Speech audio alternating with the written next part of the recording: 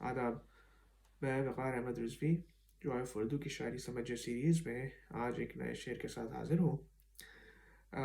آج جس شعر پہ بات کروں گا وہ ہم میں سے کئی لوگ بچپن سے سنتے آئے ہیں اور خاصا مشہور شعر ہے، بلکہ شاید یہ کہنا غلط نہیں ہوگا کہ یہ شعر اس کے کہنے والے اس کے شاعر سے زیادہ مشہور ہے۔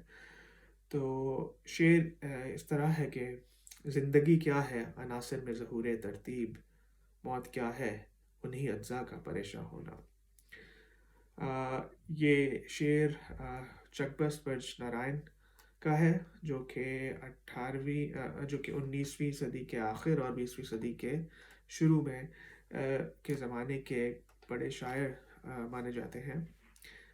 چک بست نے اس شعر میں زندگی کا، کائنات کا اور کائنات کے وجود کا ایک کہا جا سکتا ہے کہ سائنسی نظریہ پیش کیا ہے کہ وہاں پر شک بست یہ کہہ رہے ہیں کہ زندگی کیا ہے، کہ آخر زندگی کیا ہے عناصر میں ظہور ترتیب۔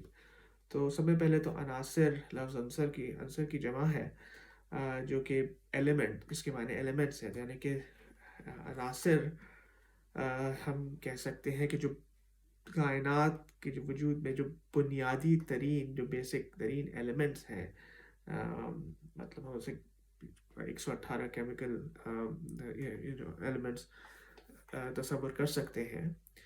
جب یہ ایلیمنٹ ایک ترتیب میں آ جاتے ہیں اور اس ترتیب کو مینیفیسٹ کرتے ہیں تو اس سے زندگی وجود میں آتی ہے۔ اس ترتیب میں آ جانے کا مقصد مطلب یہ نہیں کہ ہر وہ چیز جو زندہ ہے اس کی ترتیب ایک ہی ہے، مطلب انسان میں شاید ان ایلیمنٹس کی ترتیب مختلف ہو سکتی ہے۔ یعنی کہنے کا مقصد یہ ہے کہ یہ ترتیب اسٹیٹک نہیں ہے بلکہ ڈائنامک ہے، لیکن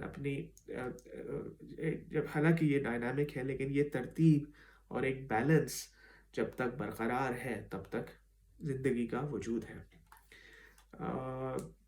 اور موت یعنی زندگی کا خاتمہ، اس کے بارے میں چک بست یہ فرما رہے ہیں کہ موت کیا ہے، انہی اجزاء کا پریشاں ہونا۔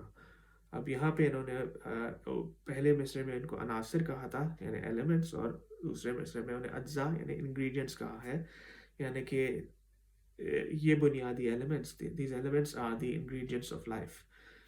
اور انہی اجزاء کا پریشاں ہونا، پریشاں کے معنی جو اصل معنی ہے وہ کسی چیز کے پھیل جانے کے ہے یا کسی چیز کے اسکیٹر ہو جانے کے ہے۔ تو جب کوئی چیز پریشاں ہو جائے گی، جب کوئی چیز اسکیٹرڈ ہو جائے گی تو اس میں وہ ترتیب باقی نہیں رہے گی۔ تو جیسے میں نے پہلے عرض کیا تھا کہ ایک یہاں پہ زندگی اور کائنات کے وجود کا ایک طریقے سے ایک سائنسی نقطہ نظر یہاں پہ انہوں نے سائنسی نظریہ پیش کیا ہے، اور ہماری شاعری میں یہ شعر اس وجہ سے خاصا مشہور ہے۔ تو انشاءاللہ اگلی مرتبہ کسی اور شعر کے ساتھ حاضر ہوگا۔ خدا حافظ۔